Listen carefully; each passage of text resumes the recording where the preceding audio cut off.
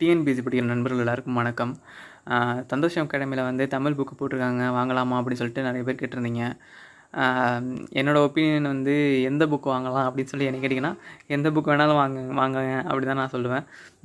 ஏன் அப்படி சொல்கிறேன்னா வந்து எந்த புக் வேணாலும் வாங்குங்க, ஒரே ஒரு புக்கு மட்டும் வாங்கி வச்சுக்கோங்க. ரொம்ப நிறைய புக்ஸ் வாங்கிக்காதீங்க, அது நம்ம பணத்துக்கு தான் வேஸ்ட்டு, மற்றபடி எந்த யூஸும் இல்லாதனால.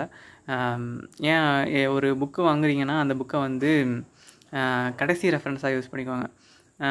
எப்படின்னா வந்து இப்போ எக்ஸாம்பிளுக்கு நீங்கள் டெஸ்ட் பேஜில் இருக்கீங்க, அந்த டெஸ்ட் பேஜில் உங்களுக்கு ஒரு டாபிக் கொடுக்குறாங்க, இந்த டாபிக் படிச்சிருவாங்க அப்படி சொல்கிறாங்க. இப்போ நீங்கள் வந்து ஒரு ஸ்கூல் புக்ஸ் வச்சுருப்பீங்க, இந்த ஸ்கூல் புக்ஸில் வந்து 6 to 10th வந்து 6 to 12th அது எங்கே கவர் ஆகுது, அவங்களே வேர் டு ஸ்டடி கொடுப்பாங்க. அப்படி இல்லைனா யூடியூப்பில் வேர் டு ஸ்டடி ரெஃபரன்ஸ் பண்ணி 6 to 12th வந்து நியூ புக்கில் எங்கே இருக்குது அப்படின்னு படிப்பீங்க. அடுத்து ஓல்டு புக்கில் போய்ட்டு அதில் எங்கே இருக்குது அந்த டாபிக் அப்படின்னு சொல்லிட்டு அதில் படிப்பீங்க. அடுத்து வந்து கவர்மெண்ட் மெட்டீரியல், அடுத்து வந்து ப்ரீவியஸ் கொஸ்டின் பேப்பர் பார்த்துட்டு அதுக்கப்புறம் 2003 எடிஷன் அதையும் பார்த்துட்டு இதெல்லாம் பார்த்து முடிச்சுட்டு படிச்சுட்டு அதுக்கப்புறமா வந்து நீங்கள் அந்த வாங்கி வச்சுருக்கீங்களா மெட்டீரியல், அதில் போய் படிங்க. அப்படி படிக்கும் போது வந்து அவங்க ஏதாவது பாயிண்ட்ஸ் மிஸ் பண்ணியிருந்தாலும், இதில் இந்த பாயிண்ட்ஸ் மிஸ் பண்ணியிருக்காங்க, இது தப்பாக டைப் பண்ணியிருக்காங்க அப்படின்னு உங்களுக்கே தெரிஞ்சிடும். நீங்கள் அதனால் வந்து நீங்கள் கொஞ்சம் உங்களோட ப்ரிப்ரேஷன் வந்து இன்னும் கொஞ்சம் பெட்டராக இருக்கும்.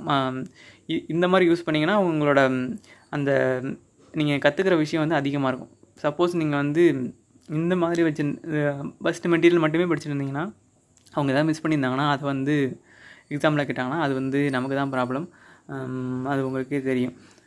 அதனால் வந்து எந்த மெட்டீரியல் எடுத்தாலுமே சரி, அதை வந்து கடைசி ரெஃபரன்ஸ் பண்ணால் வச்சுக்கோங்க. ஒரு டாபிக் படிக்கிறீங்கன்னா கடைசியாக அந்த டாப்பிக்கை வந்து அதில் படித்து முடிச்சிடுங்க. மெயினாக படிக்க வேண்டியது நீங்கள் ஸ்கூல் புக்கில் மட்டும் தான் வச்சு தான் படிக்கணும்.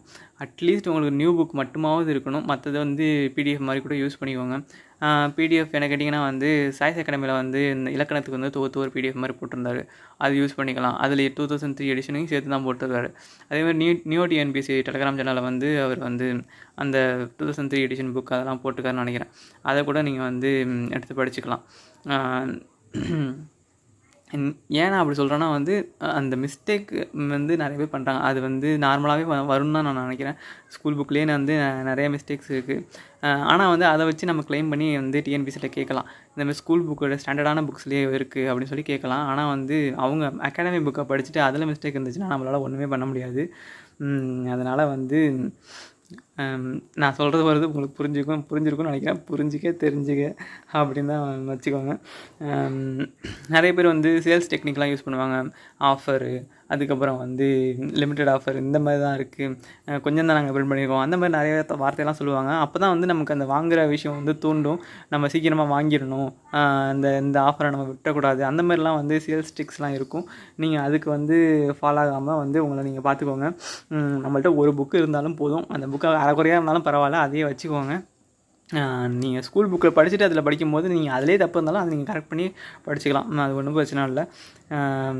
நீங்கள் வந்து ஃபஸ்ட்டு நீங்கள் உங்கள் பயம்தான் வந்து அவங்களோட சோர்ஸே வந்து நம்ம ஏதாவது மிஸ் பண்ணியிருப்போமோ, அதை படிக்கலாமா இதை படிக்கலாமா, அந்த பயம்தான் வந்து அவங்களுக்கு வந்து ஒரு எக்ஸ்ட்ரா பாயிண்ட் மாதிரி, அதை வச்சு அவங்க வந்து உங்களை அந்த புக்கை வாங்க வைக்க தான் பார்ப்பாங்க.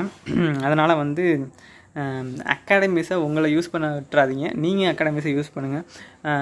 கிளியராக இருங்க. நம்ம இருக்கிற சோர்ஸை ஸ்கூல் புக் மட்டுமே படித்தா கூட போதும், ப்ரீவியஸ் கொஸ்டின் பேப்பர் சேர்த்து படிச்சுக்கோங்க, வேலை முடிஞ்சுது. நீங்கள் வந்து இந்தமாதிரி அகாடமிஸு இதெல்லாம் வந்து நீங்கள் ஓவர் டூ பண்ணுறதை வந்து ஸ்டாப் பண்ணிக்கோங்கன்னு தான் நான் சொல்லுவேன். ஃபைனலாக நான் என்ன தான் சொல்ல வரேன்னா வந்து அகாடமி புக்கை ரெஃபரன்ஸ் வச்சுக்கோங்க, ஸ்கூல் புக்கு வந்து மெயின் சோர்ஸாக வச்சு படிங்க. இதுதான் நான் உங்களுக்கு சொல்லணும்னு நினச்சது. வந்து முடிஞ்ச அளவுக்கு நான் எக்ஸ்பிளைன் பண்ணியிருப்பேன்னு நினைக்கிறேன், உங்களுக்கு புரிஞ்சிருக்கும்னு நினைக்கிறேன். ஓகே, எல்லாம் நல்லா படிங்க, எக்ஸாம் கொஞ்சம் நல்லா இருக்குது, எல்லாம் தீவிரமாக படிங்க. All the best.